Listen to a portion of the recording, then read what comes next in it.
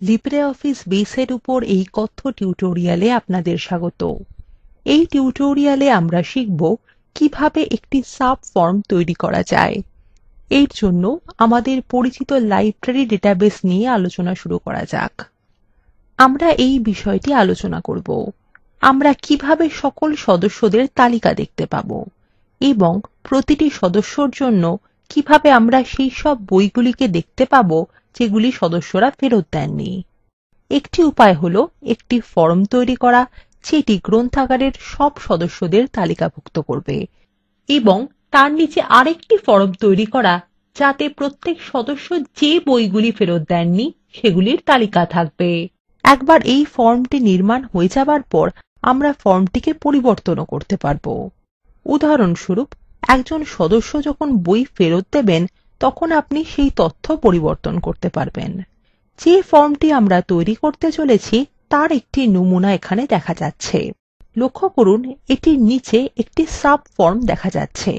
আমাদের library database খোলা যাক। আমাদের পূর্ববর্তী টিউটোরিয়ালে আমরা বুকস ইশ্যুড টু মেম্বার্স প্রশ্নটি তৈরি করেছিলাম। এখন আমরা নতুন ফর্ম তৈরি করার জন্য এই প্রশ্ন এবং মেম্বার্স টেবিলটি ব্যবহার করব। এখন প্রশ্নের নামের উপর ডান ক্লিক করে প্রশ্নটি প্রতিলিপি করুন এবং তারপর পেস্ট ক্লিক করুন। প্রশ্নের নামের জন্য পপ আপ উইন্ডোর মধ্যে একটি নতুন নাম লেখা যাক, বুকস নট রিটার্নড। এবার বুকস নট রিটার্নড প্রশ্নটিকে সম্পাদনা করার জন্য খুলুন। কোয়েরি ডিজাইন উইন্ডোতে একটি বৈশিষ্ট্য যোগ করা যাক যাতে শুধুমাত্র সেই বইগুলিকেই দেখা যাবে যেগুলি ফেরত দেওয়া হয়নি। এর জন্য চেকড ইন এর শর্তাবলীর কলমে =0 লেখা যাক। এন্টার টিপুন। এখন এই প্রশ্নটি সংরক্ষণ করুন এবং উইন্ডোটি বন্ধ করে দিন। প্রধান বেস উইন্ডোর মধ্যে বাম প্যানেলের ফর্মস আইকনের উপর ক্লিক করা যাক এবং তারপর use wizard to create form বিকল্পটি ক্লিক করুন। এখন আমরা আমাদের পরিচিত ফর্ম উইজার্ড দেখতে পাচ্ছি। আমাদের ফর্ম তৈরি করতে বামদিকের ৮টি ধাপ সম্পূর্ণ করা যাক। প্রথম ধাপ ক্ষেত্র নির্বাচন। Table:members নির্বাচন করুন। তারপর সব ক্ষেত্রগুলি বাম থেকে ডান পাশে সরিয়ে নিয়ে যান। নেক্সট বোতামে ক্লিক করুন। আমরা দ্বিতীয় ধাপে আছি, একটি সাবফর্ম নির্মাণ করা। এখানে অ্যাড সাবফর্ম চেক বাক্সটিতে টিক চিহ্ন দেওয়া যাক। Subform based on manual selection of fields বিকল্পের উপর ক্লিক করুন। তৃতীয় ধাপে যাওয়া যাক, সাবফর্ম ক্ষেত্র যোগ করা।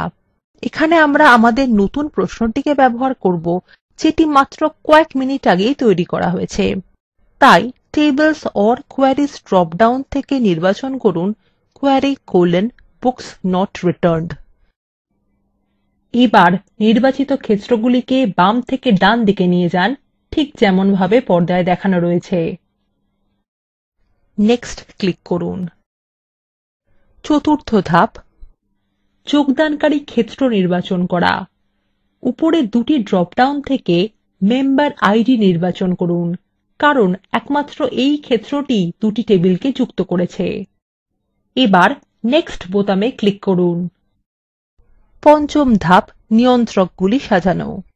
এখানে আমরা তৃতীয় বিকল্প নির্বাচন করব। প্রধান ফর্ম এবং সাবফর্ম উভয়ের জন্যই তথ্য পৃষ্ঠা নির্বাচন করা হলো এবং নেক্সট ক্লিক করা হলো। ষষ্ঠ ধাপ, তথ্য ঢোকানোর পদ্ধতি নির্দিষ্ট করা। এখানে আমরা কোনো পরিবর্তন করব না।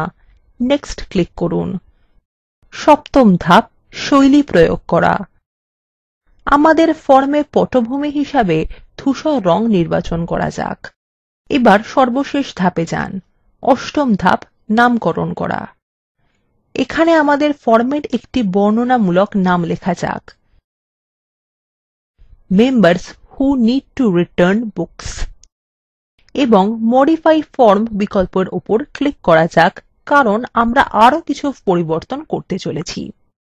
এখন ফিনিশ বোতামে ক্লিক করুন। দেখুন এখন এই ফর্ম ডিজাইন উইন্ডোতে দুটি তথ্য এলাকা টেবিলের আকারে দেখা যাচ্ছে। এটির উপরেরটিকে বলা হয় ফর্ম এবং নিচেরটিকে বলা হয় সাবফর্ম। আসুন এখন আমাদের ফর্মের উপরে একটি নতুন লেবেল যোগ করা যাক। ফর্ম নিয়ন্ত্রক টুলবারের লেবেল আইকনের উপর ক্লিক করুন এবং সেটিকে ফর্মে টেনে নিয়ে আসুন। লেবেলের উপর ডবল ক্লিক করে সেটির বৈশিষ্ট্যতে যান।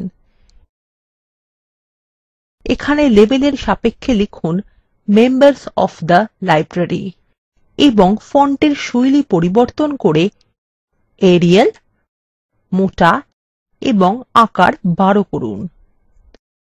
একইভাবে পর্দায় যেমন দেখা যাচ্ছে সেরকম আমাদের সাবফর্মের উপর একটি দ্বিতীয় লেবেল যোগ করুন এবং এটির নাম দিন list of books to be returned by the member.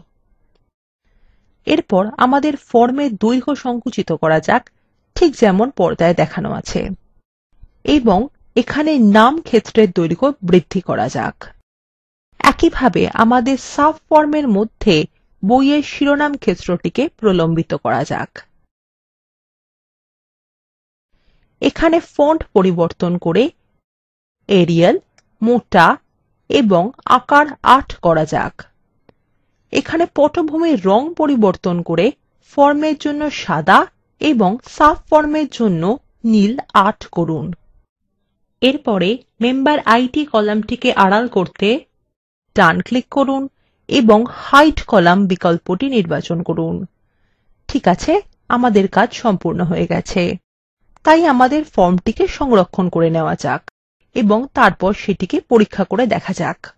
প্রধান বেস উইন্ডোর মধ্যে members who need to return books ফর্মে ডাবল ক্লিক করে সেটিকে খুলুন। এটি হলো ফর্ম। উপর বা নিচ নির্দেশক কীগুলিকে ব্যবহার করে সদস্যর তালিকাটিকে সম্পূর্ণ দেখা যেতে পারে, অথবা বিভিন্ন সদস্যদের নামের উপর আপনি ক্লিক করতে পারেন। দেখুন, ক্লিক করলেই নিচের সাবফর্মটি পরিবর্তন হয়ে যাচ্ছে, তিনি যে বইটি ফেরত দেননি সেটি দেখা যাচ্ছে। সাবফর্মে যেকোনো একটি রেকর্ড নির্বাচন করুন এবং অ্যাকচুয়াল রিটার্ন ডেট ক্ষেত্রে 12/7/11 লিখুন। এবার চেকড ইন ক্ষেত্রটিতে টিক দিন। এন্টার টিপুন। নিচের ফর্ম নেভিগেশন টুলবারে রিফ্রেশ আইকনের উপর ক্লিক করে আমাদের ফর্মটিকে এখন পরিবর্তন করে নিন। দেখুন, যে রেকর্ডটি আমরা সম্পাদনা করেছি সেটি এখানে আর তালিকাভুক্ত নেই, অর্থাৎ সেই বইটি ফেরত বা চেক ইন করা হয়ে গেছে। সুতরাং এটি হলো আমাদের ফর্ম, যাতে একটি সাবফর্ম রয়েছে। এখানেই লিব্রিঅফিস বেসে সাবফর্ম তৈরি করার উপর এই টিউটোরিয়ালটি সমাপ্ত হলো। সারসংক্ষেপে আমরা শিখেছি কিভাবে একটি সাবফর্ম তৈরি করা যায়। Spoken tutorial talk to a teacher প্রকল্পের অংশবিশেষ, যা ভারত সরকারের আইসিটি মাহর্দ এর ন্যাশনাল মিশন অন এডুকেশন দ্বারা সমর্থিত। এই প্রকল্পটি http:/spoken-tutorial.org দ্বারা পরিচালিত হয়। এই বিষয়ে বিস্তারিত তথ্য এই লিঙ্কে প্রাপ্তিসাধ্য। এই টিউটোরিয়ালে অংশগ্রহণ করার জন্য ধন্যবাদ। শুভবিদায়।